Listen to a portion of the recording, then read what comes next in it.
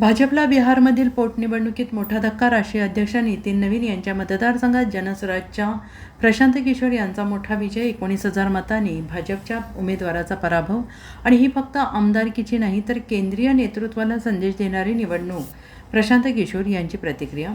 भाजपचे राष्ट्रीय अध्यक्ष नितीन नवीन यांच्या बांकीपूर मतदारसंघात प्रशांत किशोर यांचा विजय जवळपास निश्चित आहे. जनसुराजने पहिल्या फेरीपासून आपली आघाडी कायम ठेवली. मतमोजणीच्या 27व्या फेरीनंतर प्रशांत किशोर 16,827 मतांनी आघाडीवर आहेत. भाजपाचे उमेदवार नीरज सिन्हा 38,893 मतांसह दुसऱ्या स्थानावर आहेत. तर आरजेडीच्या रेखा गुप्ता यांना आतापर्यंत 12,661 मते मिळाली आहेत, जी पीके यांच्या आघाडीपेक्षा कमी आहेत.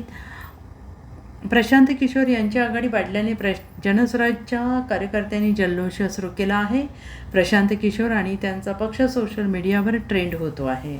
यापूर्वी जनसुराज्याचे प्रदेश अध्यक्ष मनोज भारती यांनी याला जनतेचा विजय, भाजपच्या अहंकाराचा पराभव म्हटले. ते म्हणाले, बिहारमध्ये लोकशाही जिवंत ठेवण्याचा मोठा विजय आहे. माध्यमांशी बोलताना प्रशांत किशोर यांनी म्हटले, विजय आधीच मिळाला आहे. त्यांनी भाजप नेतृत्वाला बिहारचे मुख्यमंत्री बदलण्याचे आवाहन केले. ते म्हणाले, तुम्ही एखाद्या गुन्हेगाराला मुख्यमंत्री बनवले तर बिहारची प्रगती होणार नाही.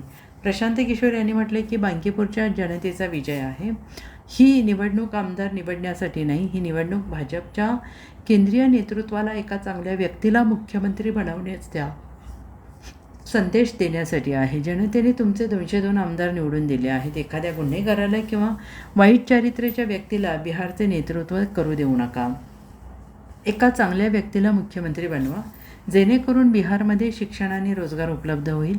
बिहारमधील मुलांना कामासाठी बाहेर जावे लागणार नाही, असा संदेश बांकीपूरच्या जनतेनं दिलेला आहे. ज्यांनी मला मतदान केले त्यांचे आभार मानतो. ज्यांनी केलं नाही त्यांना मी सांगेन, तुमचा विश्वास जिंकण्यासाठी मी अधिक मेहनत आणि प्रयत्न करेन. बिहारला चांगल्या नेतृत्वाची गरज आहे. बिहारमध्ये सुधारणा झालीच पाहिजे. Bureau report, SBN Marathi, Bihar.